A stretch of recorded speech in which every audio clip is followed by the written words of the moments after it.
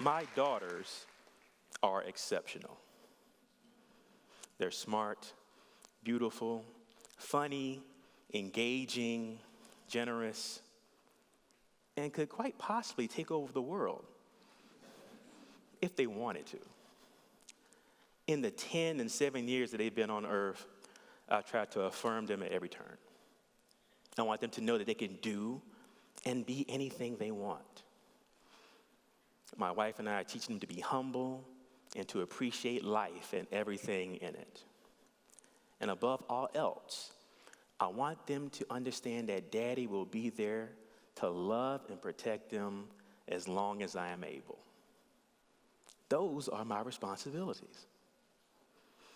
However, when Riley Cooper from the Philadelphia Eagles was caught on video saying the word nigger, my then 8-year-old approached me and asked, "Daddy, what's a racist?"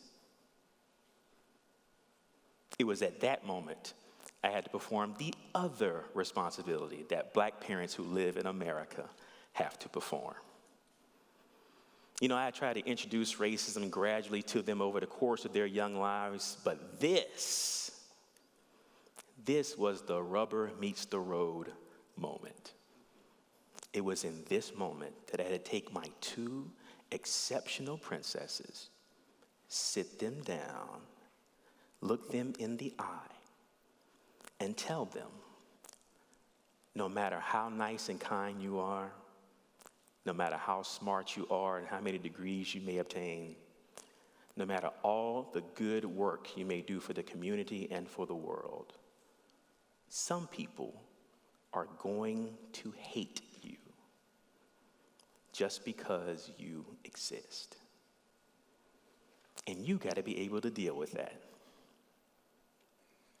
Having to say that to a child is soul crushing.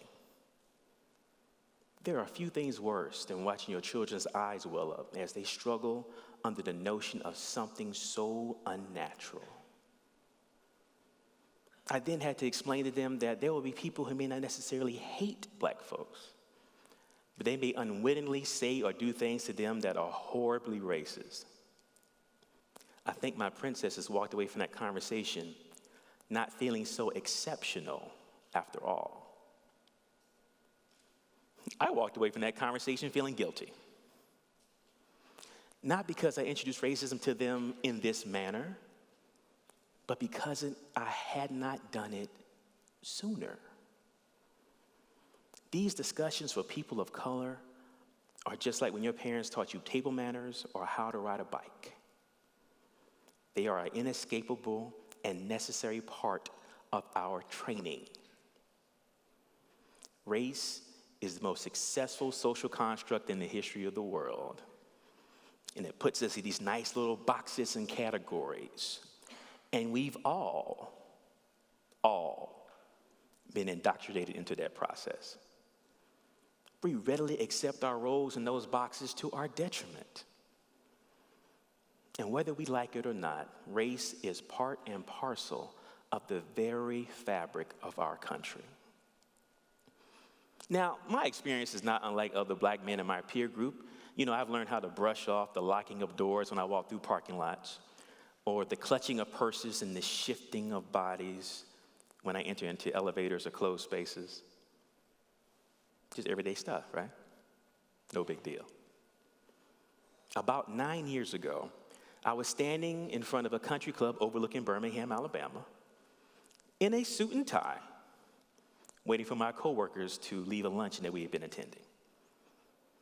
An elderly couple approached the front door, and the gentleman reached out his arm and put his keys into my chest so I can go park his vehicle.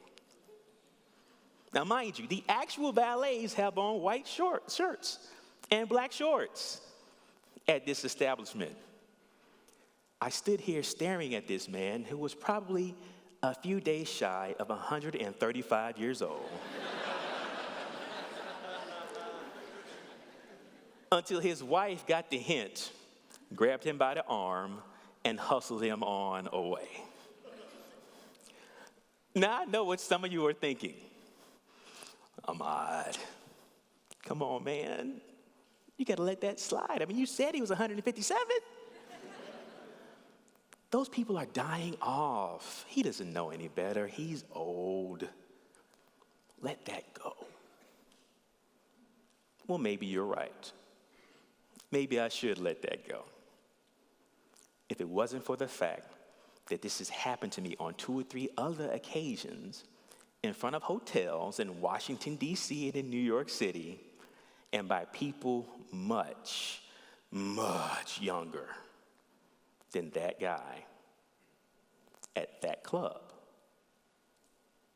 But now here's the question. Were these people inherently racist? Or were they just dealing with their training living here in America? I mean, they had their ideas of me, and I coped with their idea of me in the way that I knew how. I brushed it off. But you know, that can't be healthy. Brushing it off seems like a very successful defense mechanism, but over the years, it develops into a trauma. And we pass that trauma down to our children.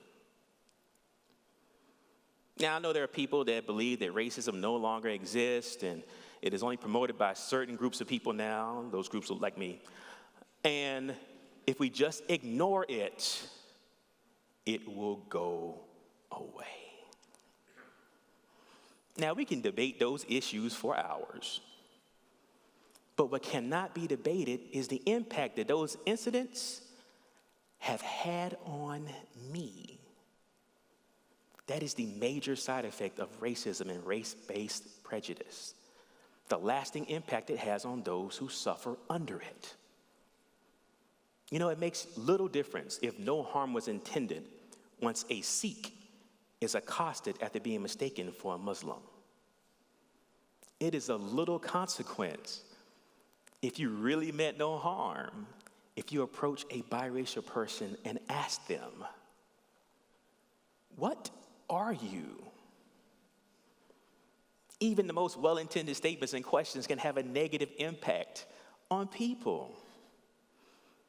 Have you ever asked a person of color, of whom you were comfortable with, a question regarding a habit of their entire race?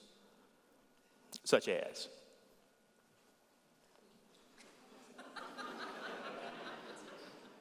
"Ahmad, why don't black people tip?"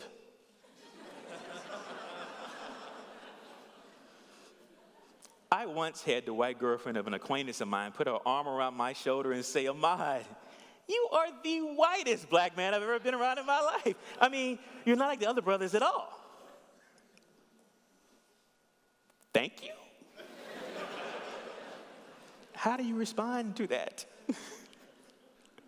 Anyway, those incidents often relegate some American citizens to other.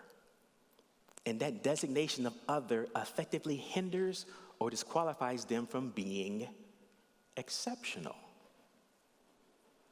Now, this kind of flies in the face of the very notion of the United States of America, right? All men are created equal, unless they aren't. American exceptionalism has been cultivated at the cost of others, and it dates back to the beginning of our country with the implementation of slavery and the displacement of Native people.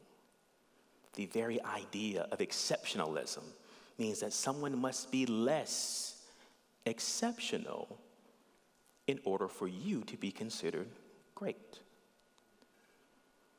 Now, it's in my opinion that true greatness has been seen in this country when personal sacrifice and individual responsibility has created change. We see that with the abolitionists who fought against the peculiar practice known as slavery. We see that in the story of the Civil Rights Movement when people decided that they had to fight for the equal rights of others who did not look like them. It has been in those instances when the right decision has not always been the easy decision, where true exceptional behavior arose. Now, I spend a lot of time in schools trying to teach young people that the civil rights movement has transformed this country and got us a little closer to the full grasp of the American dream. But I gotta tell you, I'm starting to feel like I'm selling them a bill of goods. Here I am standing in these classrooms trying to explain to them that America is not the same nation that firebombed buses and churches, that sprayed little black children in the streets of Birmingham, that prohibited black people from voting through use of violence or treated minorities as second-class citizens. But then those classes end, and they go out into the world, and their reality starts to kick in. And they see negative aspects of their people, images that no one should be proud of, plastered all over media, print, TV, radio. They watch as their peers are killed without anyone appearing to care, and then witness them being ridiculed for being dead. That message of equality, hope, and change starts to sound like empty lip service. And unfortunately, I can identify with those emotions. Here I am. I spent most of my adult life wrestling with loving my country, but feeling as if my country does not love me back. Now, you don't have to worry with my daughters, though. Oh, no. They're going to be okay. Their parents are teaching them how to handle these emotions and maybe not be as jaded as dear old dad is. But what about those other children? What about the little brothers and sisters who don't have someone to tell them that they are important? Our communities are filled with young people who cannot see the exceptional in themselves, or due to their conditioning are unable to see the exceptional in others. This is insane. Because we live in America, and every child should feel that they can be great and important and exceptional. Now, despite our best efforts, racism is still alive and well. We have not killed it yet. But I have a novel concept for you. What if we actually tried to do something about the times when it rears its ugly head? You know, instead of running, maybe we actually come up with a solution to that particular situation? Trying to act like we can ignore racism out of existence is a fool's errand. The next time someone says a racial epithet or dismisses someone because of a cultural difference, don't struggle over words. Don't shut down. Don't run away. Do something about that situation. Fix that problem. Intervene in that moment. Be an advocate for someone who needs it. Teaching our children to deal with conflicts in this manner will only strengthen them in the long run and maybe keep them from making the same mistakes that we have made by running away and brushing it off. In the meantime, perhaps we can deal with all that junk that we have in us, all of that hurt, anger, guilt, fear, shame that we have harbored in our souls after decades and decades of dealing with this racism foolishness. Now, I'm going to have many more conversations with my little girls over the years to come about being independent, about how a man should treat them, about loving and valuing family, and yes, more conversations about racism. But I am teaching them to not let it affect the way that they feel about themselves. And I have pledged to do that with those other children that do not belong to me, the ones I come in contact with on a regular basis who need it. This is a hard job. But I have to try. We need to try. They cannot turn out the way that we have. Racism chips away at us at an early age. Let's prevent those fractures before they happen, or else we're going to create another generation of broken people like us. Oh man, if we can do that, that, my friends, would truly be exceptional. Thank you.